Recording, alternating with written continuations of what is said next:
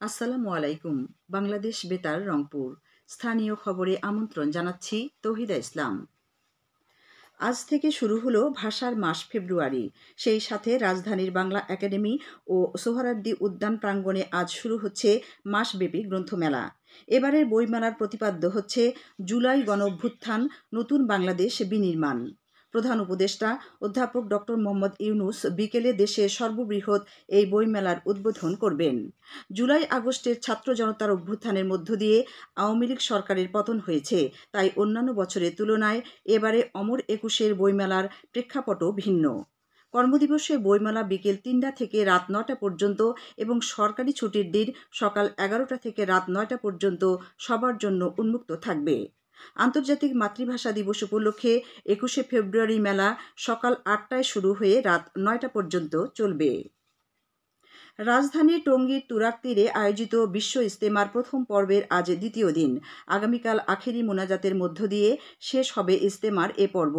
বিশ্ব ইজতেমায় অংশ নিতে দেশের বিভিন্ন প্রান্ত থেকে আসা ধর্মপ্রাণ মুসল্লিদের ঢল নেমেছে তুরাগ তীরে, যা ইতোমধ্যে এক ধরনের ধর্মীয় মহাসমাবেশে রূপ নিয়েছে। এদিকে প্রথম পর্বের বিশ্ব ইজতেমায় গতকাল ইজতেমা ময়দানে লাখো মুসল্লির অংশগ্রহণে জুম্মা নামাজ আদায় করা হয়। নামাজ শেষে মোনাজাতে মুসলিম উম্মার সুখ, শান্তি ও সমৃদ্ধি কামনা করা হয়। উল্লেখ্য, এবারে ৩ পর্বে বিশ্ব ইজতেমা অনুষ্ঠিত হচ্ছে। ইজতেমার দ্বিতীয় পর্ব আগামী সোমবার শুরু হয়ে বুধবার আখেরি মোনাজাতের মধ্য দিয়ে শেষ হবে। এরপর ৮ দিন বিরতি দিয়ে ১৪ই ফেব্রুয়ারি ইজতেমার তৃতীয় পর্ব শুরু হবে এবং ১৬ই ফেব্রুয়ারি আখেরি মোনাজাতের মধ্য দিয়ে তা শেষ হবে। রংপুর অঞ্চলে আবারও বেড়েছে শীতের প্রকোপ। গত দুদিন থেকে ঘন কুয়াশায় ঢেকে থাকছে উত্তরের প্রকৃতি, সাথে বইছে হিমেল হাওয়া। আজ সকাল ৬টায় রংপুরের সর্বনিম্ন তাপমাত্রা রেকর্ড করা হয়েছে ১৪.৫ ডিগ্রি সেলসিয়াস। শীত বেড়ে যাওয়ায় কষ্ট পাচ্ছেন খেটে খাওয়া অসহায় মানুষ। এদিকে বিএনপির ভারপ্রাপ্ত চেয়ারম্যান তারেক রহমানের পক্ষ থেকে রংপুর মহানগর ছাত্র দলের উদ্যোগে গতকাল শীতার্তদের মাঝে শীতবস্ত্র বিতরণ করা হয়েছে। এতে প্রধান অতিথি ছিলেন রংপুর মহানগর বিএনপির সদস্য সচিব অ্যাডভোকেট মাহফুজ উন নবী ডন। শীতার্ত মানুষের মাঝে কম্বল বিতরণ করেছে লালমনিরহাটের পাটগ্রামের স্বেচ্ছাসেবী সংগঠন আলোর ভুবন।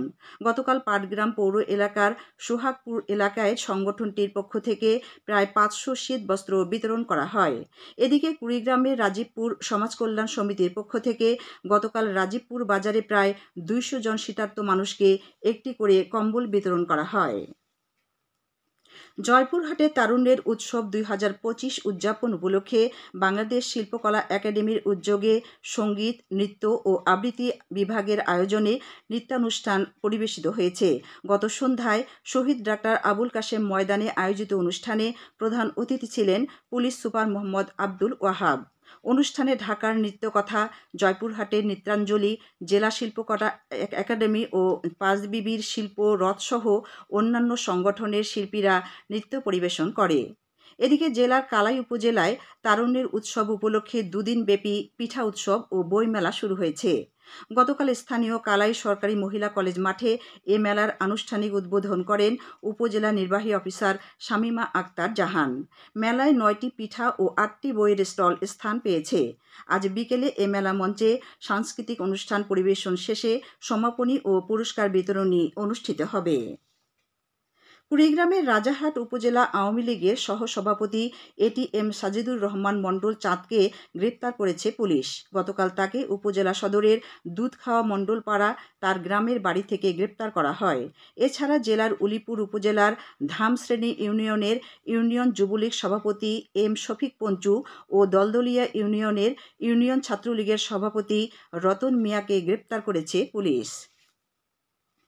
ঘন কুয়াশার কারণে আজ সকালে রংপুর ঢাকা মহাসড়কের মিঠাপুকুর উপজেলার গড়ের মাথা এলাকায় নিয়ন্ত্রণ হারিয়ে পরপর ৬টি গাড়ি দুর্ঘটনার কবলে পড়েছে। এর মধ্যে ২টি যাত্রীবাহী বাস, ট্রাক, পিকআপ ও কাভার্ড ভ্যান রয়েছে। দুর্ঘটনায় ২০ থেকে ২৫ জন আহত হয়েছেন। বড়দরগা হাইওয়ে পুলিশ ঘটনাস্থলে পৌঁছে উদ্ধার কাজ করে প্রাথমিক চিকিৎসার ব্যবস্থা করছে। এখন শুনুন কৃষি সংবাদ। কুড়িগ্রামের রৌমারী ও রাজীবপুর উপজেলায় ২১টি গমের প্রদর্শনী প্লট স্থাপন করা হয়েছে। এর মধ্যে রৌমারীতে ১৫টি ও রাজীবপুরে ৬টি প্লট রয়েছে। রংপুর বিভাগ কৃষি ও গ্রামীণ উন্নয়ন প্রকল্পের অর্থায়নে কৃষি সম্প্রসারণ অধিদপ্তরের ব্যবস্থাপনায় প্রতিটি 1 একর করে জমিতে স্থাপিত এইসব প্রদর্শনী প্লটগুলোতে উন্নত ও বৈজ্ঞানিক পদ্ধতিতে গমের চাষ করা হয়েছে। এজন্য কৃষি সম্প্রসারণ অধিদপ্তর থেকে জমির মালিককে বিনামূল্যে বীজ, সার ও কীটনাশক সহ অন্যান্য সকল প্রকার কারিগরি সহযোগিতা দেয়া হচ্ছে। সবশেষে আবহাওয়া। আজ সন্ধ্যে 6টা পর্যন্ত পূর্বাভাসে বলা হয়েছে সকাল 10টা থেকে পরবর্তী 2 থেকে 3 ঘন্টা দেশের নদী অববাহিকার কোথাও কোথাও মাঝারি থেকে ঘন কুয়াশার কারণে দৃষ্টিসীমা 500 মিটার কিংবা তারও নিচে নেমে আসতে পারে। এসব এলাকার নৌযানগুলোকে সাবধানে চলাচল করতে বলা হয়েছে, তবে কোনো সংকেত দেখাতে হবে না। খবর শেষ হলো। আমাদের পরবর্তী স্থানীয় খবর প্রচারিত হবে বেলা 2:05 মিনিটে।